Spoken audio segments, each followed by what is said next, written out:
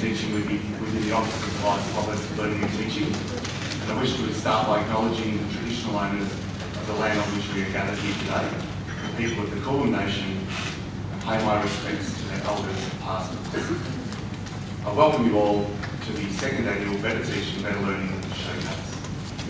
I'm especially pleased to see such a great number of people here. We had lots and lots of people register, and those who didn't. You notice I don't have a name tag, I was one of those who did, so but it's great to see you all here. And it's also great to see three Associate Deans for Education in the front row setting the example over here with Anne, Darrell and Susanna. So we look forward to some great comments from you. So this is our second Better Teaching, Better Learning Showcase. Those of you who were here last year would have seen a fantastic presentation by our keynote speaker, James Harkis, who is the head of the Academy of Western Sydney, and he received the Prime Minister's Teacher of the Year Award in 2012. Looking at the program today, it looks as though we'll have an equally inspiring and interesting talk from our keynote speaker. So the way today will work, you have a handy reference here in the program. Professor Darrell Evans, Vice Provost of Learning and Teaching, will officially open our day. That will be followed by our keynote address from Brendan Murray, and I'll provide some information about Brendan shortly. We will then have our Vice Chancellor's citation presentations. We will have a celebratory morning tea for our citation recipients. And we then have a number of breakout sessions that are divided by lunch and viewing of the Better Teaching, Better Learning grant holders. So that will be something not to miss. And then we will finish up, and we should have you out of here by 3 p.m. today.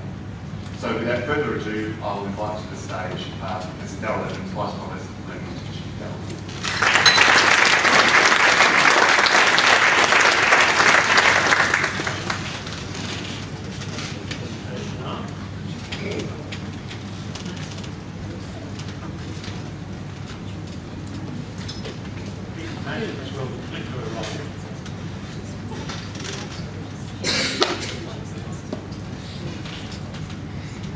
Rush to get new batches for the clicker.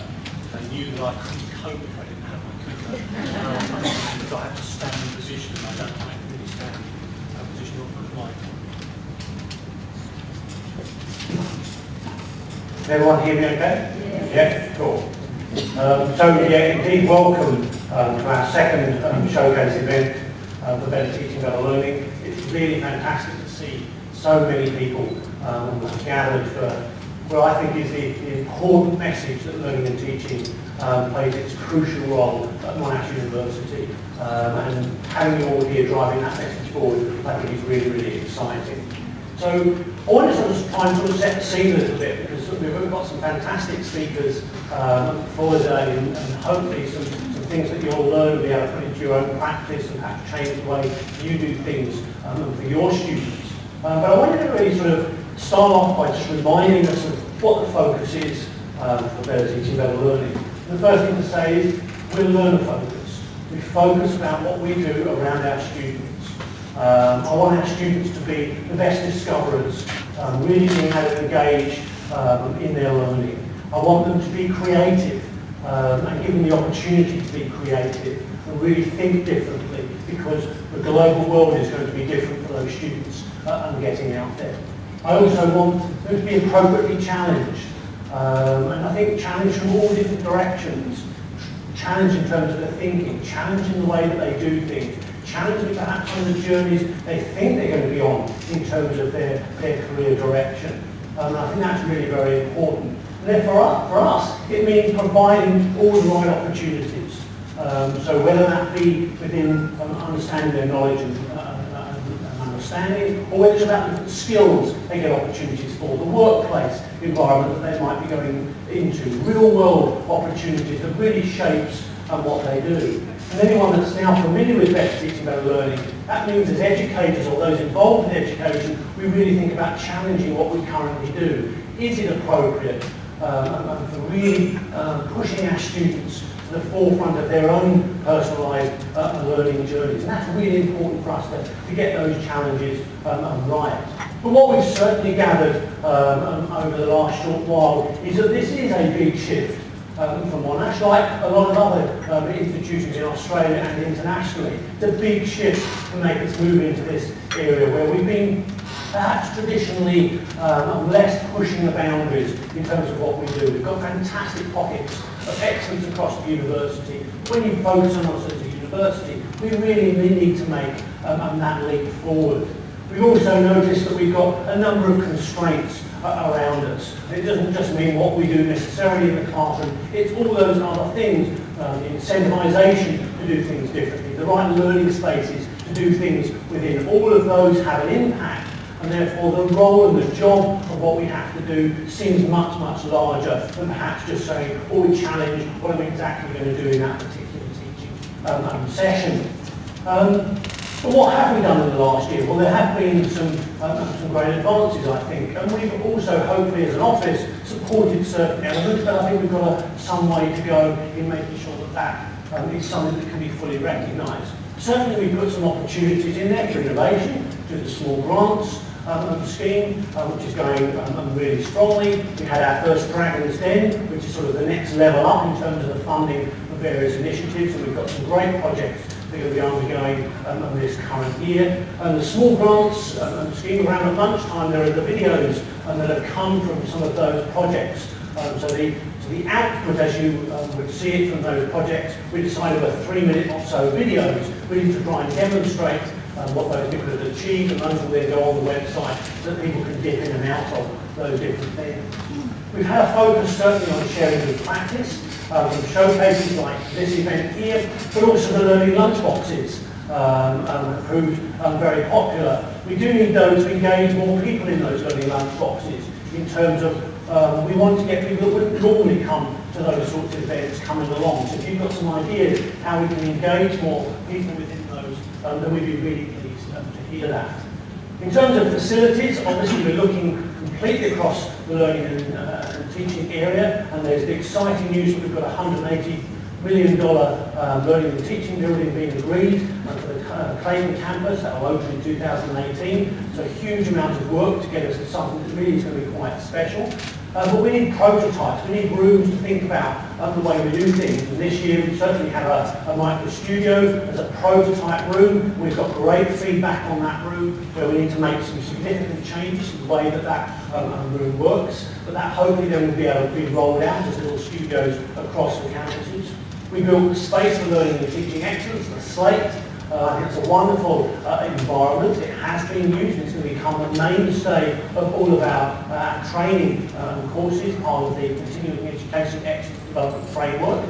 So that's an important sort of host ground for that. But I also want to engage faculties much more in using those. So over the coming months, we're going to put a package together around bringing people into that space to really try it out and evaluate. So again, we're learning lots when we go out to other spaces that are going to be used around. There's obviously the importance of educator development, and you know that we're going to shift into this SEED framework as the year progresses, and then particularly into year 2016. But of course there are the PAT scheme that's been ongoing under Ange Savoni's directorship, and we have the Higher Education Research, which is part of the conference today. You'll learn a bit more about that. We have the Monash Teacher Accelerator scheme that's kicked in for the first time. We've got 4 people now on that particular scheme. So there is opportunities there really to develop as the educator. But of course it's really important too to support our students appropriately. Whilst faculties of course are supporting their students, but we've got a role to play in that too. We focused a lot of our attention around academic orientation and the work of Robert Nelson in putting together some mini modules to help students transition into the university. We've had a student bursary scheme that's all about giving students some money to work out how they can contribute to learning and teaching. Can they come up with a new app? Can they come up with some new element that really helps students learn? We have the PASS scheme that's going from strength to strength under Adrian Debbie's leadership. And then we, for the first year, Learning and Teaching Committee recognised that students really do contribute within the faculty to all different levels of learning and teaching, whether it's on committees, whether it's as ambassadors. And so we put forward our first set of recognition prizes. And we gave those out at the end of last year. And I think that was a really good step for us to say to students, we recognise the contributions that you're making into your own learning experience of the students that are around you. And then, of course, there are the enablers as well, when you really get to the nitty-gritty of really trying to get things changed. There's two of the projects outlined there, the sector review that we undertook last year and that is now rolling into more the implementation phase, and also the education performance standards and work. It's saying we recognise what they are in research, you might not like them, but we recognise what they are. What do we do about the teaching side of that much harder, trickier question when we look across the world? So one of the other learnings that we had from last year was that there was a real need to get a more integrated approach to what we were doing. We had some great things happening, but it really wasn't contained into something of a programme of activity that people really could say, well, I can see how it all links together and engages particularly well. And so we put together a business case over last year, and we focused on four main particular areas. I'm not going to go into the detail on any of those areas, but we talk about that at other stages, perhaps during the day and at other times. But it really tried to focus our mind about what was really the intention of making this transformation in education. So we took that plan to the council, and it was unanimously endorsed by council to the fact that they actually gave us the funding we'd also asked for, and that's a big step. That was $42 million over 4 years, the biggest amount that's been put directly into an education initiative for the university. So that's a really exciting time for us to say we've now got the backing truly of the university to move forward in transforming our education. So what's the focus of activity, particularly in the first stage? Well, obviously it comes down to transforming our units. That's where the learning and teaching happens. That's where the learning journeys are for our students. That needs to be the focus of our attention.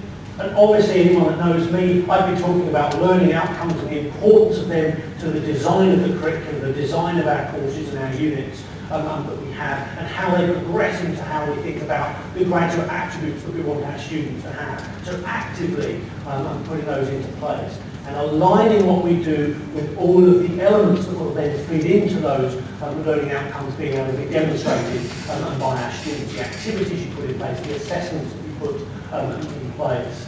So there is a particular emphasis that I'd like us to push on, and those are three stages. One is about really designing what we have as the pre-class activity for people. So not just saying, well, I've recorded a lecture, so I'll just shove it up. It's actually designing that pre-class activity as part of the journey that you're making forward. And then that allowing you to have a stepping stone into your in-class activity and thinking about that much more in an active way. How do we actively engage people in their learning within the in-class environment? And then, again, anyone that knows me, the importance of formative assessment, allowing the student to know where they are in their learning journey, to be able to provide the right feedback so that students understand where their gaps are in their learning, and making sure that we put that throughout our offerings to students. So really it is about assessment for learning. So you really are focusing on those learning steps. Meanwhile, that means we have to do other things. We have to think about the technologies that we might be able to use to enhance what we do. So they should be the enablers to be able to do some of the exciting things. The pedagogy should underpin everything, but what can technology do to enable? How do we enter the world of learning analytics well to really gauge whether the learners are getting what we're doing and whether we can make adaptations within that? How can the student be put in the driving seat of their own learning by using learning analytics appropriately? And then not forgetting all the co-curricular activity that our students engage with, and thinking about how do we get them to develop different skills, recognise those skills, and more importantly, be able to articulate them at the end and be able to say to employers, I've done these things, and these are the types of skills and outcomes that I can now demonstrate to you. And we've got the exciting Student Futures initiative pushing forward in collaboration with Campus Community Division, where we hope we will have something really quite special for our students, and something I think that will be distinctive for Monash graduates. And then there's something that I think is really, really exciting for everyone involved as an educator or involved in education, and that's the arrival of the Academy. The Monash Education Academy was something that I thought about last year at length and had much consultation with people about. We now had a task force working on that. The task force from every part of the faculty, but also the library, my office and others.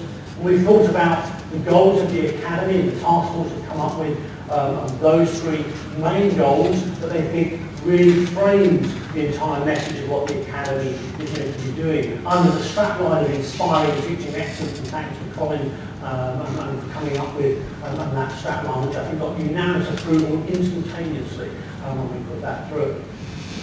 Who's the academy for? It's for everybody. Everybody that's involved in education should be part of the academy and being able to draw on the things that the academy is going to do. Some of the things might already be familiar, but there'll be some new initiatives within there as well. So in some ways there is no membership because actually everyone is able to use that academy. So I should obviously use this event to push the launch and advertise that. So if you don't know, March the 18th is the date. Now is the time to, yes, you can use your mobile phones and in your calendars at this point. But we really hope to get many of you to that. The Vice Chancellor has agreed to be the patron of the Education Academy, and I think showing her demonstrable support for the Academy. We will have an Executive Council. The Executive Council will have all the faculties represented, and we're speaking to each of the deans, their nominees, to be members of that Executive Council. We hope then they will elect the chair, and that chair will sit on the Learning and Teaching Committee to demonstrate the real link between the two elements. And they will be made into the first Foundation Fellows of the Academy, and will hopefully bestow that fellowship on those individuals at the launch event. In terms of the streams and themes of activity, there are around things such as training, mentoring, fostering, recognising, researching, all different elements that we think should make up, enabling us to be the best educators that we are, and therefore really inspiring teaching excellence. So there'll be a number of different initiatives under each of those themes. It'll take time to really build those up, but hopefully over time we'll have something really substantial for people to think about the Academy. Some of the new initiatives, obviously the seed framework will go into the Academy, something called the BLT Bites, which are really bite-sized chunks of online help for our educators on learning outcomes, on assessment, and a number of other things will come into force. And the team in my office are working really hard being able to put the first package together ready for the launch. And then, of course, we have the main fellowship scheme that will come into play, and we'll be able to tell you more about that at the actual launch event on March 18th. So the theme of today really is about impact, and I think you're going to see from the speakers, certainly having the various streams later on, that really we're seeing impact, people that are already engaged fully with Better Teaching, Better Learning, and have got some really exciting things in place. But we really need to keep that word impact in our minds. Impact on our student learning. What is the impact of what we're doing? Is it really making an effect on student learning? If not, should we be tweaking that more to make sure it really does have a powerful, impactful element on their learning? How about student experience? Is it impacting their overall experience of being at Monash? Not just their learning, but other things as well. But how about you as educators? Does it change your practice? Does it change the practice of you and your colleagues, or your colleagues around you as you change your workings? They change theirs too. Or does it change perhaps your discipline? The way you do your discipline will be different. So changing practice, creating impact about what you're doing. So the showcase today is demonstrating a number of those different areas, from technologies on tablets to active learning elements, to be able to create feedback models in place, how do we assess students, perhaps through creation of e-books and videos, other elements, flipping the classroom completely so that we really think about pre-class, in-class and post-class very, very differently. So really commanding differences for the student learning experience. So I'm going to leave it there and I'm going to hand back to Gavin, but hopefully that sort of generates a little bit of enthusiasm for the things that you're going to see today, but more importantly, the enthusiasm for you to take away from today and really to think about your own education practice. So thanks for listening.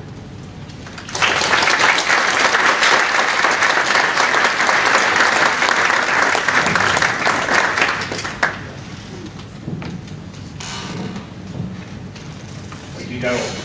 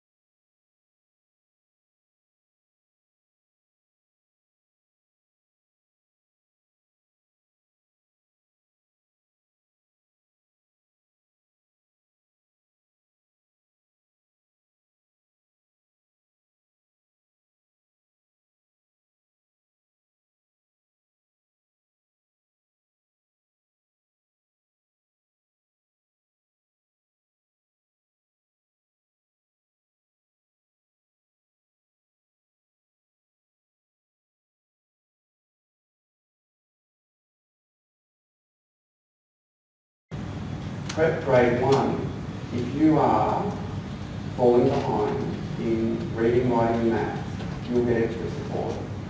If you're falling behind with your behaviours or how you operate amongst other children, then you begin a process of exclusion.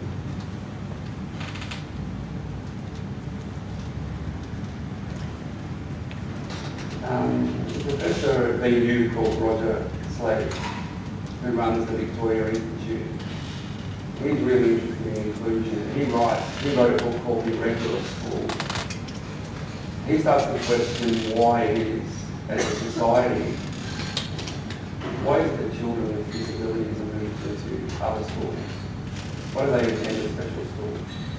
We never really think about this, but it's just straight away you think, oh, because they've got better resources there, or the teachers are more adequately equipped, or they've been trained in a particular way. But we've made a decision to segregate groups. For what purpose, I don't know. But I don't think it's better for my students currently at Parkville, all who register on some disability scales, to be segregated, put into alternative schools, different special schools, excluded from school. I don't think it's better for them. I don't think it's better for kids in mainstream. I don't think it's ultimately better for our society. Yet we do that. Anyway, I think it's that we don't consider enough what is the purpose of education, what is the purpose of schooling. When I started with education, I had worked in social work, in youth work, and I had worked with children coming out of custody and living with them during their parole period in what's called residential care. That's when I made a decision that I wanted to be an educator, because I felt like it was a bit of a band-aid approach when a whole lot of trouble, when there's massive transformation here. And when I was going to schools, I was so disheartened by schools knocking back kids and not accommodating their needs. I wanted to become a teacher. I went to Monash to become a teacher. Not just to be a great teacher, but I wanted to establish great schools for these kids. I remember walking into Monash and saying, oh, I want to be the equal of a teacher going to Scotch. I want to provide what Scotch College provides for these same kids. Why not? My starting point was, I know there's something today on human rights here. My starting point was the Universal Declaration of Human Rights. Article 26 states everyone has the right to education. Well, so I'm going to uphold that, because that doesn't happen in Victoria. It doesn't happen everywhere, not everyone.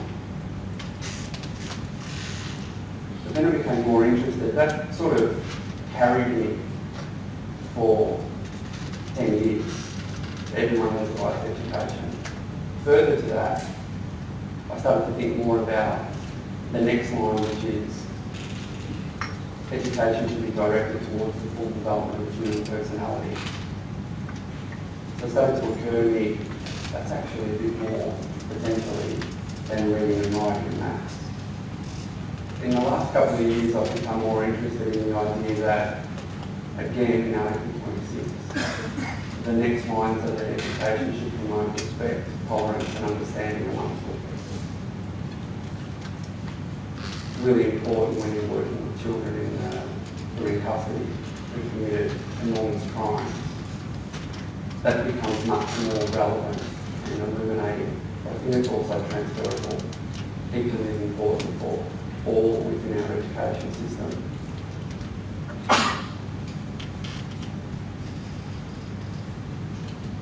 And we get to growth. So I'm very interested in growth, development, and the measurement of that growth, the impact that we have as educators on that growth. So Dewey said that education is growth. Well, he said a lot of stuff that's really hard to understand. I keep reading and thinking I'll get there one day. But let's say it's about education around the mark of development. And that the school plays a critical role in education that motivates the learners to be involved in their growth and development and supplies the means for it. I link that to the Universal Declaration of Human Rights in that it's not, we don't compartmentalise. We shouldn't. We do within most education areas. I'm very interested in the development of the whole child. Children being able to, we practice shaking hands at school. There's this movie, a Woody Allen movie called Sally, I really like. And it's about 1973, and it's about this guy who's not really comfortable with himself. So he physically transforms and becomes someone else around others. So if he's in a room of academics, he starts to pretend he's an academic or looks like an academic, goes into a hospital, same sort of stuff. And they try to get him to be himself. That's what the aim of the movie is, that they're like, be your own person. So he undergoes all this psychotherapy, and some doctors come out to see how he's doing in these famous sort of white room sessions. And they come out to see him, and the doctor remarks, it's a beautiful day, don't you think? I'd say it's a little bit overcast, it's not exactly beautiful. And the doctor say, well, I would say it's beautiful because of this, this reason, no. And Sally defends his position so vigorously that he hits him with a shovel because he's not willing to compromise himself and his views. If I go around to the children now, we taught them how to shake hands. Our biggest problem with security in the prison now is that it operates like a Swiss train timetable. There's cameras in every room, and there's a control room in the middle with a SWAT team, and units can't mix. So if you're a protection unit, depending on what crime you've committed, it's your turn to go to the PE hall, so they move. And as soon as they hit the PE room, then it's Barnet boys under 15 off to the science lab. Our biggest problem with security now is that the children have learned and they like to stop and shake hands and welcome and greet any person.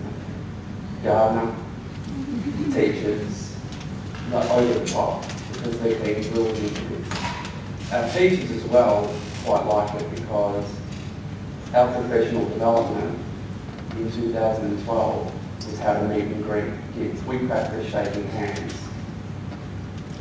But it sounds like a simple thing, but there's also prison handshaking and there's a lot involved.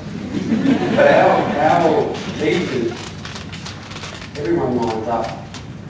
You know, the kids come in, they're filed in. Our teachers shake their hand and thank them for coming. Every class. Good to see you. I was hoping you'd come today. It's a better day when you're here. They're displaying unconditional positive regard.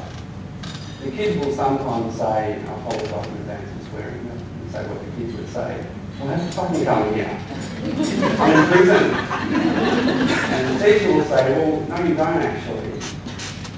I mean, you could follow Gandhi's lead, and you could sit down passively in your room, no one can drag you here. I'm going to say thank you for coming in. Thank you for having a go. Thanks for the way you maintained eye contact with me. Thanks for the way you operated. There is a whole lot of teaching that goes on off the curriculum. This, I think, is so important for the learning outcomes for kids. I have no problem with standardised testing. I actually have no problem with NAPLAN at all. It's largely irrelevant for me. But we test I would test the kids 12 times a year on literacy, same test on their progression.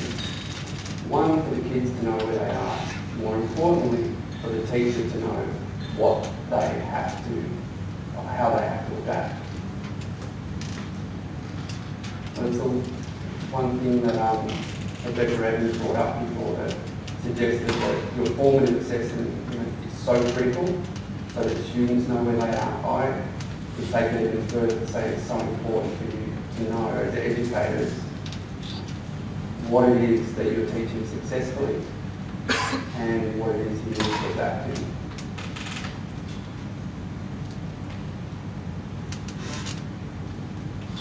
Impact.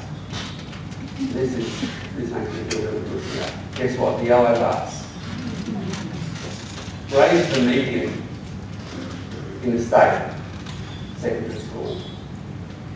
Red and blue, I had to deliberately try to take off the slide because they're two of the 4 select schools in Victoria. And we focus heavily on professional learning. We create a feeder within our school for staff improvement. So for us to be the best, we film our classes. We don't film the kids, we film the teacher. We have conference in the teacher coaching. It's quite rigorous. But it's outside of line management. So it's your own ongoing PD. You have your personal coach to improve your practice. Everything from how your whiteboard is, if your success criteria on the whiteboard, if your learning intention was clear, if you reflected enough, how you moved, how you turned your back on the class, whatever they're working on to improve as teachers. So you'll see here that overall, we're way ahead of the 2 select schools. School level support might be difficult to read. Renewal of knowledge and skills, applicability and professional learning, collective participation, active participation, coherence, and feedback off the chart. And we really privilege feedback. I would go further in saying we ask our students at the end of our lessons to assess the teacher. Seems quite daunting, but it's really important. It's important to get some feedback. If I was in a lecture hall, I would be grabbing 3 students on the way out and asking them, can I just ask you quickly, what do you think were the 4 main points that I just went through in that hour? And if they can't name them clearly, then I need to have a look at my teacher and think, right, I've got to connect with this audience in a different way. The feedback loop is critical. If you want to do some reading on feedback at school level, tertiary, I imagine it's relevant for you. But in the school education area, we happen to be in the era of Tom Hattie, who's the darling from Melbourne, who looks at feedback largely and positive effect outcomes for students, how they can be improved. So we target staff in professional development. We're pushing our staff to be the best in the state. Last year we had the Victorian Secondary Teacher of the Year. It was awarded to us. It was incredibly rewarding because that teacher was the lead teacher who oversaw remand. So 4 years before that, the Ombudsman had written how outrageous it was that no children in remand in Victoria were receiving education. 4 years later, we could say not only are they receiving education, but they're being led by the outstanding secondary teacher in Victoria, not decided upon by me, by the way.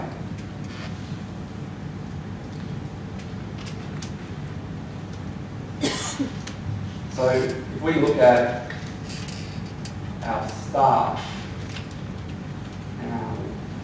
and we test and test and test, we're also looking at our students. This is so important. We test our students with a survey called the AU School Survey. The Department of Education survey that every school in Victoria, from grade 5 to year 12, has the same questions every year. There's one snapshot. So schools do it, and what they do to get good marks, mostly, they hand out some chocolates 30 minutes before. It's really nice for a day before, and they try to get the best results that they can. We do an enormous amount of testing here on student safety, classroom behaviour, connectedness of things, all off the survey, and we adapt. So if a teacher gets a low mark on student safety, he's not feeling safe. They have an explicit conversation with their class about how can we improve that.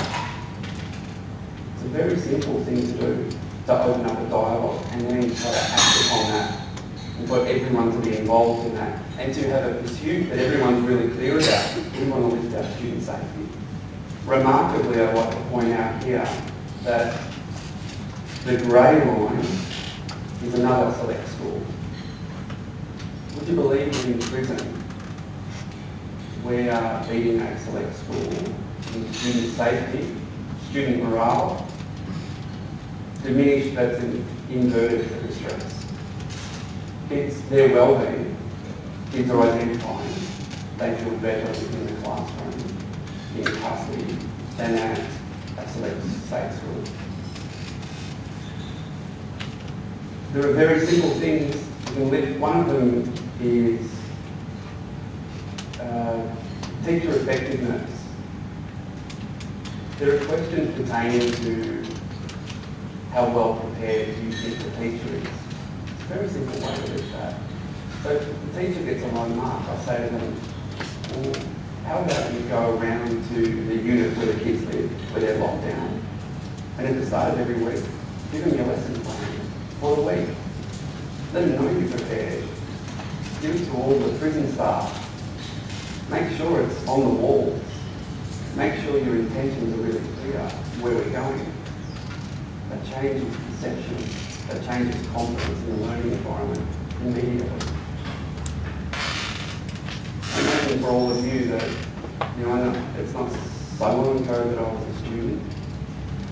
People are coming in daunted. People are coming into your classrooms unsure of themselves.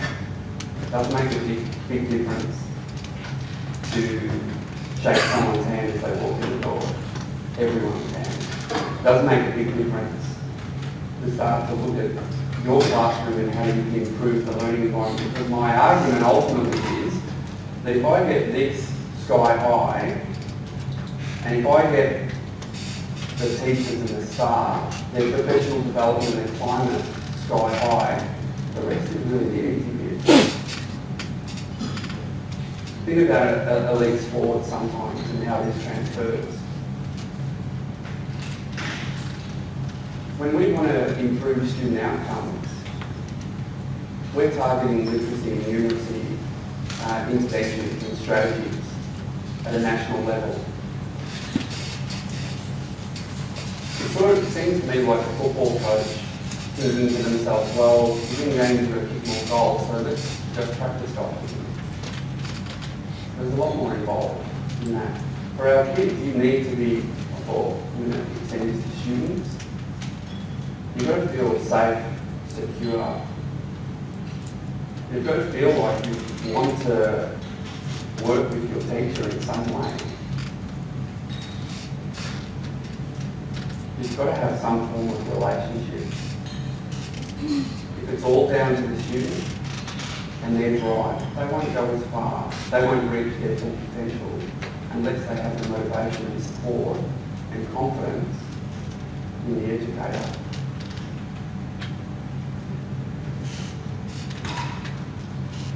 So,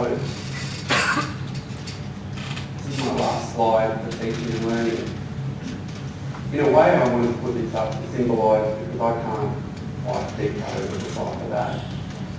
It sort of can be emblematic of teaching and learning. So there's a couple of things that I would like to sort of leave with you. And that is that teaching and learning is different from instruction and feedback. I no longer, when I did my teaching at Monash, I left as an English and an ESL teacher. I'm no longer an English and ESL teacher. I'm a teacher of students, of a particular group of students. That is my content knowledge, they are my methods. But I teach the students that are within my school. And I'd like to leave you with this, that sometimes, in pursuing greatness, improving student outcomes, it is a very, very complex world. How do we get there? Sometimes it's the simplest of things of coming back to remembering what your purpose is, setting yourself some goals, having high expectations of your group as a professional workforce. And to be explicit with students, I have no fear in saying to a group of students when they walk in, and they come out of a remand walk that have come off the street and they're still coming off methamphetamines. Guys, I know school hasn't worked out for you today, but my aim for today is that we run the best class that you've ever been a part of. And that, just as an added aside, we run a class that would be superior to any class operating at Geelong Grammar at the moment. And why not? It is achievable. My experience tells me that this is very achievable. And that what I would like to recommend to you is that working together with that shared vision of pursuing those goals where you are the driver of achievement, where you are the driver of a professional standard that is directed towards improving student outcomes, is your best starting point.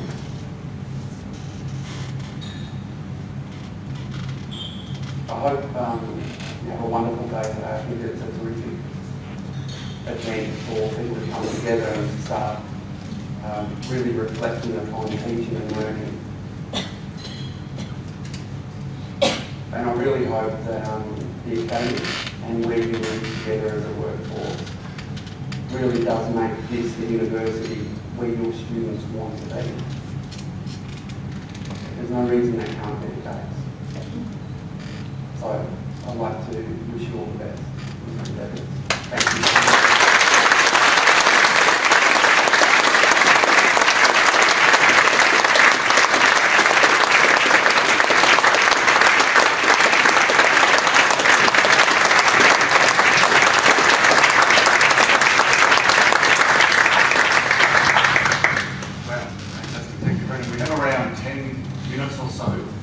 We have some lights that Kerry and others had.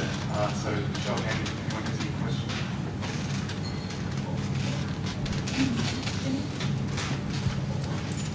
I've got a loud voice. That's right.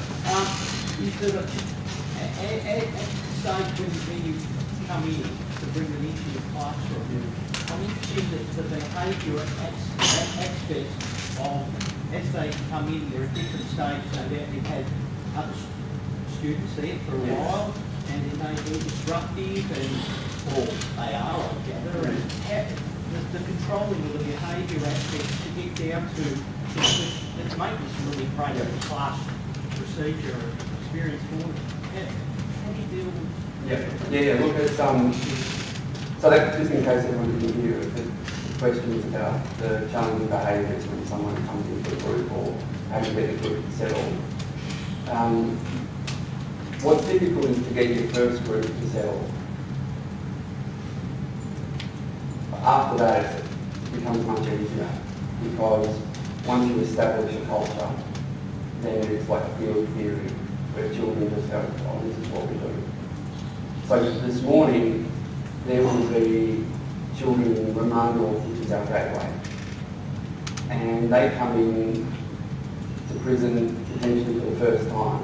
And they've got a bit of swagger, they don't give a fuck about education, But then 14 other boys have their books and are standing by the door, and they're bigger, and they've been in prison for a long time. So that's how we do it today. How do you initially do it? You need to develop. We took a long time in our first year. I would have taken a month of working with kids individually to get them to a point to operate a successful classroom. We bring 3 at a time, 5, 10, until we work up to the group. And then it just becomes a culture. I took over a campus. We have a campus at Fairfield. It's a discrete campus. There's not a lot of people, it's not advertised. It's for people with intellectual impairment who have young, who are in for sex crimes and against children. Very complex group. We started off our first classes with 5 minutes where I read Help the Room, and we built, and we built, and we built. If the class got out of control, I would hope that I would say to any teacher to stop right now. We don't carry a clue of any dysfunction, and we move on. On top of that, while saying that, it is a prison, and there are prison guards there. So a kid would be removed if they threw over a desk. But the prison guards intervene straight away. What that means though then is straight after class, our teachers will go to that kid. We have packages of work for kids in case they kick off in class like that. And the prison guard takes their work back down to the unit with them. And then the teacher goes down and spends more time with them. And again, this we use motivational engineering, which is what one would use in drug and alcohol area for addiction to really motivate and develop self-efficacy ultimately. It's never ending, it's never ending, I would say. My question is about the exclusion thing, because I'm actually saying this with my iPad network and we think on autism hat on. You were saying about exclusion and sometimes the exclusion is because of behaviour. About 1% of Australians are diagnosed with autistic spectrum disorder, including Asperger's. And there's a fair few people I know who have been excluded or suspended because of their behaviour, not understanding how school works or getting bullied and retaliated.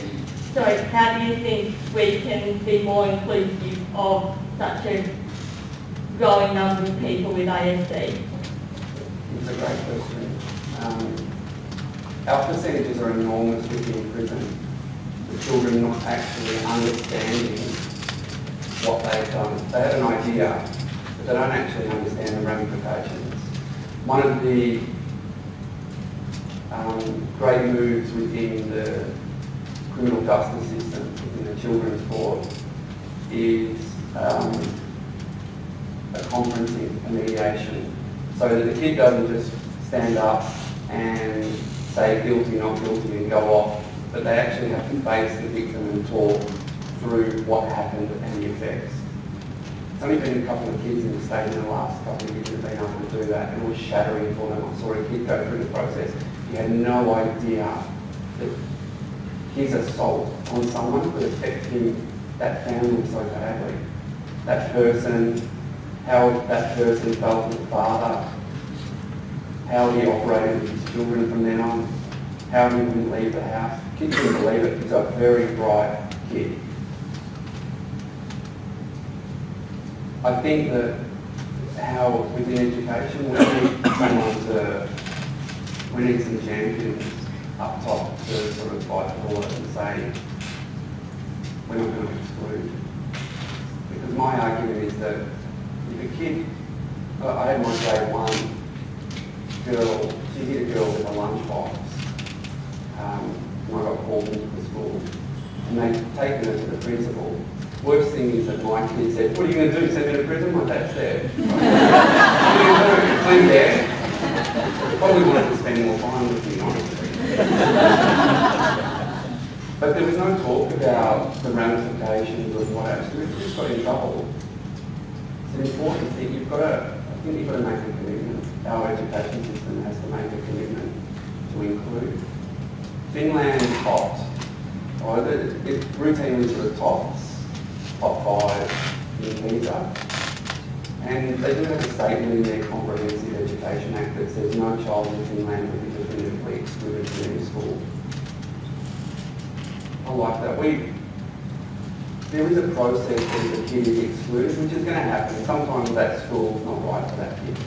Something's not working there. But the job of the school and the Department of Education is finding them somewhere where they're happy and safe and can learn.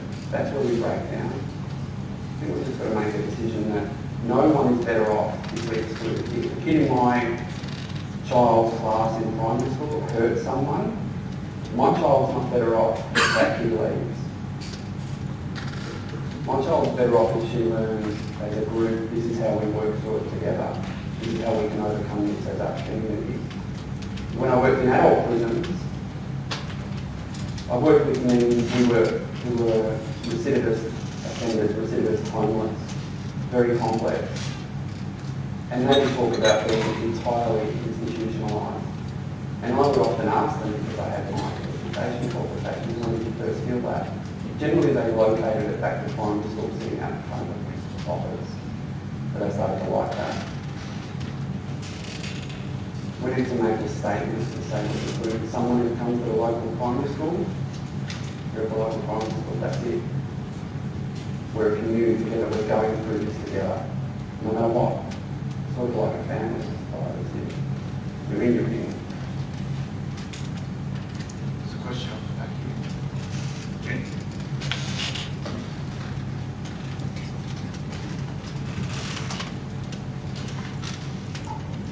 I have to say how much I was just mesmerised as with everybody's presentation today.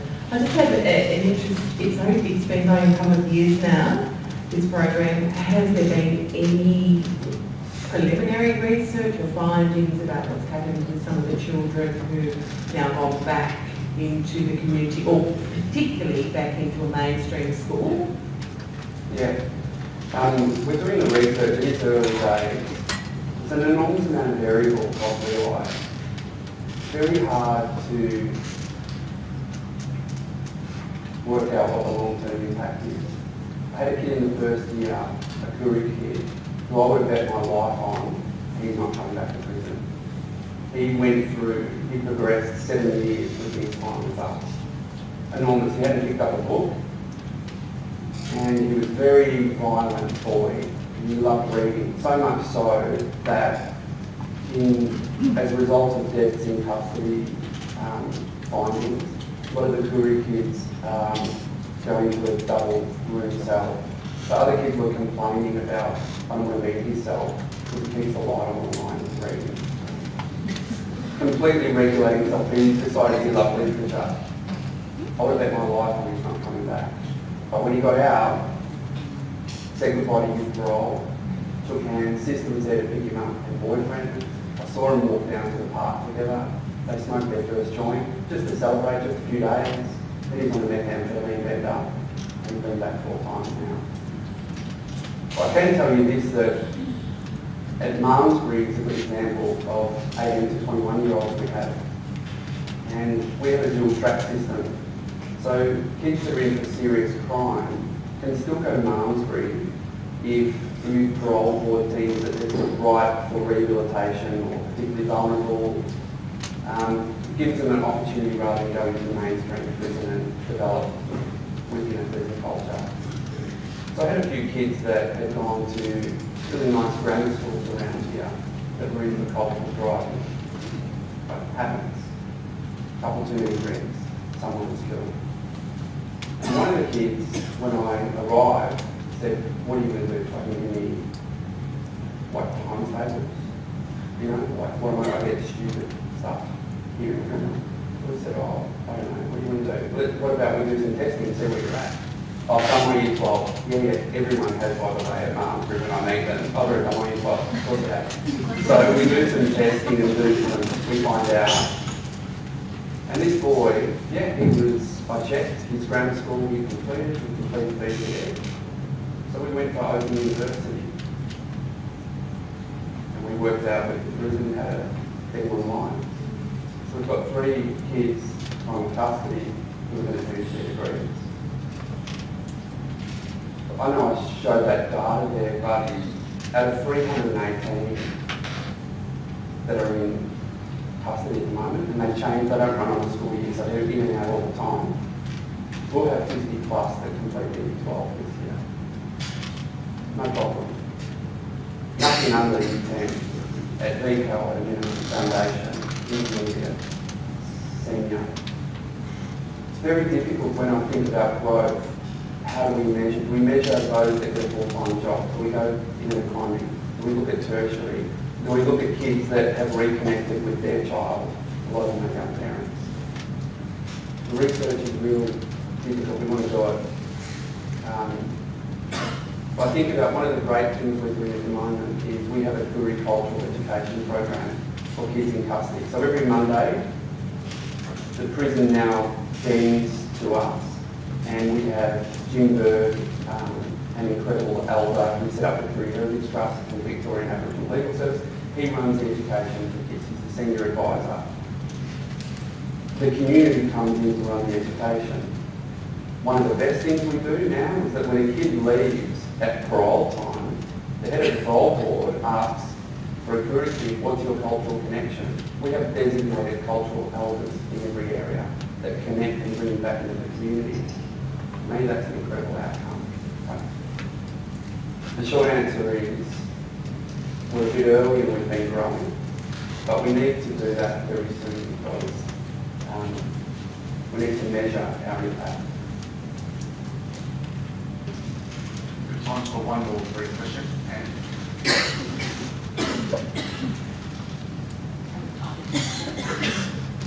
Thanks, Brendan. I'm Angela Cabane from the office. I just want to say I really enjoyed your talk, and just bringing it back to the university setting, I think you've really broadened our thinking about education, what it is and what it means in the tertiary system. A lot of the time we express our education as a learning outcomes and the experience we give our students, but I think you've really made us think deeply about more than learning outcomes in terms of knowledge of the subject content, but really broadening all those skills, those co-curricular skills, those skills that develop someone as a person, and I think that's brought a lot to us.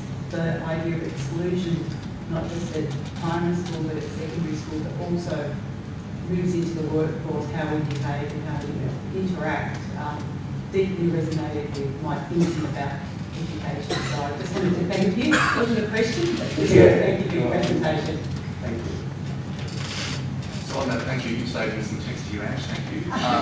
We have a gift for you. Thank you very much for joining us today. Yeah, somewhat sobering reflection and insights into the education of the school context. So thank you very much.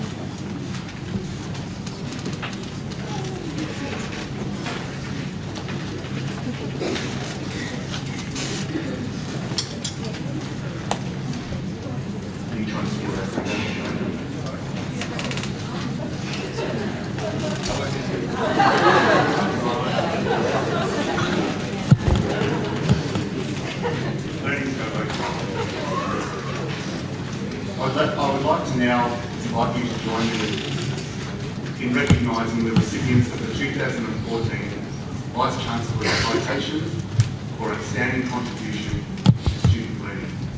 Darrell, can you join us in the stage, please? These citations are awarded to academic and professional staff that demonstrate sustained dedication to improving the quality of the student learning experience within a specific area of responsibility.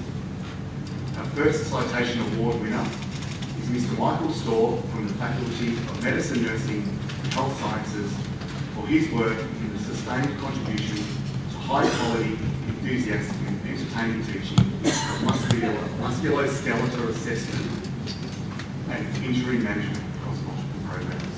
Michael.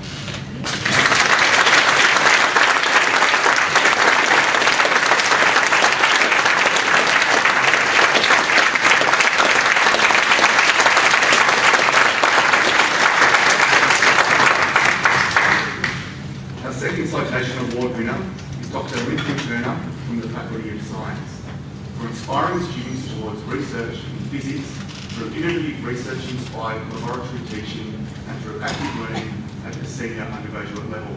Can I ask to the stage Dr. Lincoln Turner.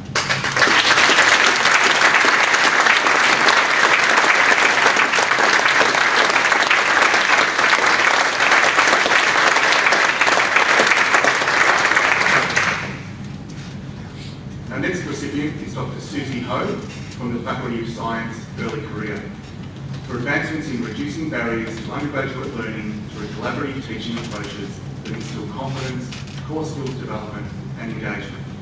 Dr. Susie Ho.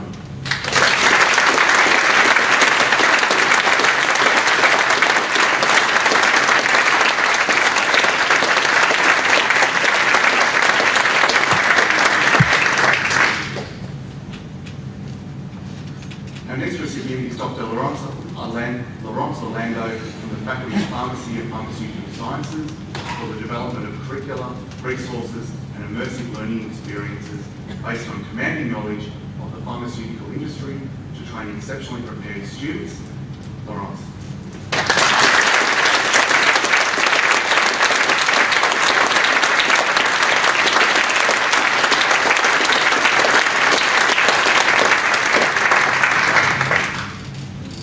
These remaining recipients were unable to attend today, unfortunately, but we would like to recognise them here. Ms. Jessica Chikawa from the Faculty of Arts for engaging students with the French language and for supporting lifelong learning through innovative teaching practices.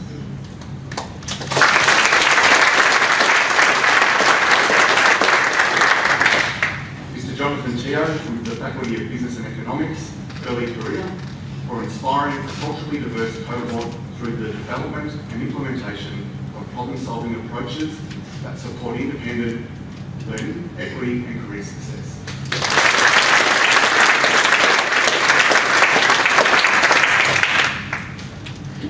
And Dr. Sylvanus Phillipson and Dr. Lee from the Faculty of Education for developing supportive and scaffolded processes in assessment within a problem-based learning context with timely and meaningful feedback for learning.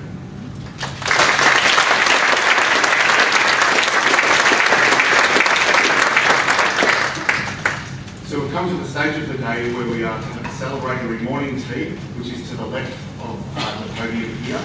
And after our morning tea, which will go until 11:35, please make your way to the stream sessions, which are in the lecture theatres across the hall through the exit here. So please join us in a cup of tea and discussion around